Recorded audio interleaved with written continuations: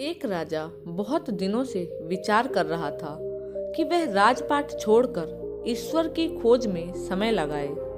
राजा ने इस बारे में बहुत सोचा और फिर अपने गुरु को अपनी समस्याएं बताते हुए कहा कि उसे राज्य का कोई योग्य वारिस नहीं मिल पाया है। राजा का बच्चा छोटा है, इसलिए वह राजा बनने के योग्य नहीं है। जब भी उसे कोई पात्र इंसान मिलेगा जिसमें राज्य संभालने के सारे गुण हो, तो वह राजपाट छोड़कर शेष जीवन अध्यात्म के लिए समर्पित कर देगा। गुरु ने कहा, राज्य की बागदौड़ मेरे हाथों में क्यों नहीं दे देते? क्या तुम्हें मुझसे ज्यादा अच्छा पात्र या ज्यादा सक्षम इंसान कोई मिल सकता है? राजा ने कहा, मेरे राज्य को आपसे अच्छी तरह भला कौन संभाल सकता है? लीजिए, मैं इसी समय राज्य की बागदौड़ आपके हाथों में सौंप देता हूँ। गुरु ने पूछा, अब तुम क्या करोगे? राजा बोला, मैं राज्य के खजाने से थोड़े पैसे ले लूंगा, जिससे मेरा बाकी का जीवन चल जाए। गुरु ने कहा, मगर अब खजाना तो मेरा है, मैं तुम्हें एक पैसा भी नहीं देने वाला। राजा बोला, फिर ठीक है, मैं कहीं कोई छोटी मोटी नौकरी कर लूंगा, उससे जो भी मिलेगा गुजारा कर लूंगा। गुरु ने कहा, अगर तुम्हें काम ही करना है तो मेरे यहाँ एक नौकरी खाली है, क्या तुम मेरे यहाँ नौकरी करना चाहोगे? राजा बोला, कोई भी नौकरी हो, मैं करने को तैयार हूँ। गुरु ने कहा, मेरे यहाँ राजा की नौकरी खाली है, मैं चाहता हूँ कि तुम मेरे लिए यह नौकरी करो और हर महीने राज्य के खजाने से अपनी तनख्वाह लेते रहना। 1 वर्ष बाद गुरु ने वापस लौट कर देखा कि राजा बहुत खुश था। अब तो दोनों ही काम हो रहे थे। जिस अध्यात्म के लिए राजपाट छोड़ना चाहता था वह भी चल रहा था और राज्य संभालने का काम भी अच्छी तरह चल रहा था। अब उसे कोई चिंता नहीं थी। क्या परिवर्तन हुआ? कुछ भी तो नहीं। राज्य वही, राजा वही, काम वही, बस दृष्टिकोण बदल गया।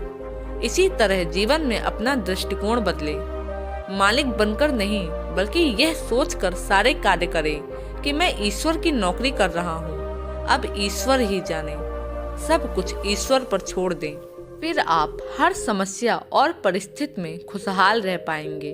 तो दोस्तों, आप लोगों को यह कहानी कैसी लगी नीचे कमेंट बॉक्स में कमेंट करके जरूर बताइएगा।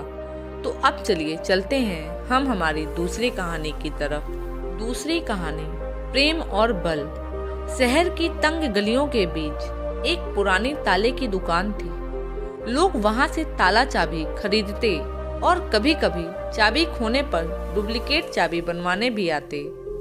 ताले वाले की दुकान में एक भारी भरकम हथौड़ा भी था, जो कभी कभार ताले तोड़ने के काम आता था।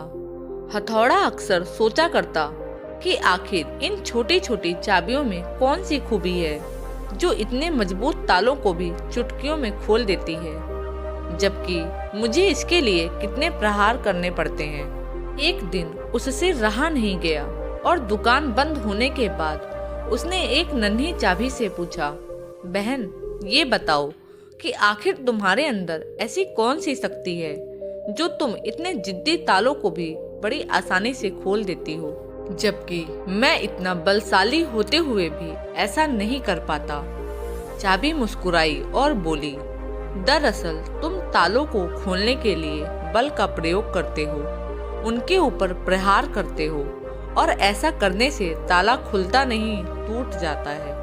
जबकि मैं ताले को बिल्कुल भी चोट नहीं पहुंचाती, बल्कि मैं तो उसके मन में उतरकर उसके हृदय को स्पर्श करती हूँ और उसके दिल में अपनी जगह बनाती हूँ। इसके बाद जैसे ही मैं उससे खुलने का निवेदन करती हूँ, वह फौरन खुल जाता है।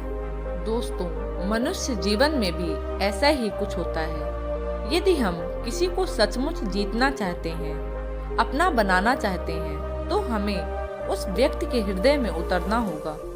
जोर जबरदस्ती से किसी से कोई काम कराना संभव तो है, पर इस तरह से हम ताले को खोलते नहीं बल्कि उसे तोड़ देते हैं, यानी उस व्यक्ति की उपयोगिता को नष्ट कर देते हैं। जबकि प्रेम पूर्वक किसी का दिल जीतकर हम सदा के लिए उसे अपना मित्र बना लेते हैं।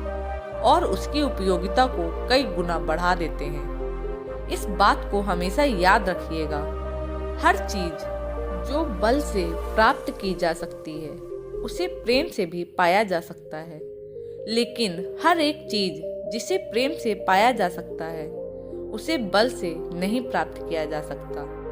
दोस्तों, हमें उम्मीद है कि आपको कहानियाँ पसंद आई होंगी। यदि कहानियाँ अच्छी लगी हों तो चैनल को लाइक, सब्सक्राइब और शेयर जरूर करें। धन्यवाद।